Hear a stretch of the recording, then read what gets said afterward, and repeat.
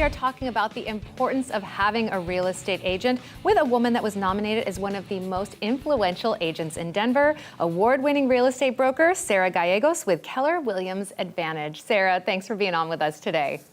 Thank you for having me, Jen. So you really want to discourage people that are considering for sale by owner on their own properties. Why is that? Yeah, so the topic today is for sale by owners and why it would be important to use a real estate agent. And so for sale by owners typically are wanting to sell a for sale by owner because they want to save money. And the reality of it is that a for sale by owner will actually net 12 to 16% less than if they were to list with an agent. That, however, is not the main concern. There's other concerns as far as liabilities and hidden costs that a for sale by owner may not be aware of when listing a property. You have a number of other reasons as well. I mean, representation backing, online presence. Tell me about a few of those. Yeah, so one of the big ones is contracts. So a for sale by owner is the seller is really responsible and liable for filling out those contracts. And in Colorado, the contract is 19 pages long, and there are several disclosures that need to be filled out too. So it's their liability to accurately fill those out or hire an attorney to do so. If you're hiring an agent, that liability is on them.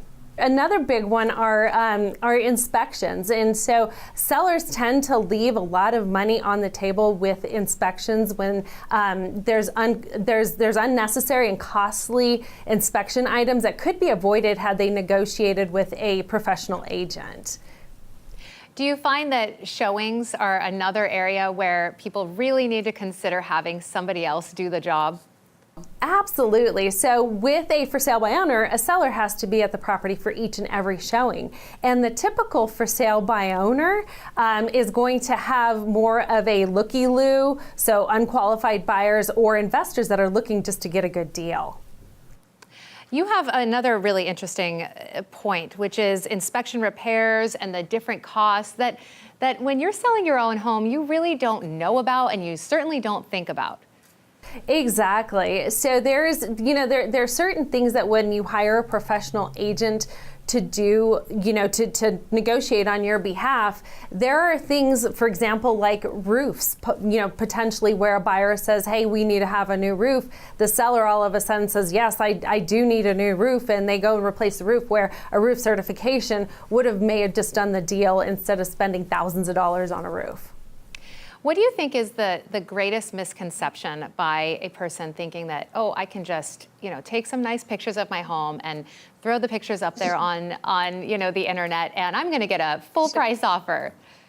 Sure. So there's a couple of things to that. So one of them is a lot of sellers rely on online valuations for the estimate of their home. So that can lead to two different things. One of them is they will greatly underestimate the value of their home, therefore leaving thousands of dollars on the table. Or number two, they can overestimate the value of their home and then they leave, then they're on the market for days and days on end.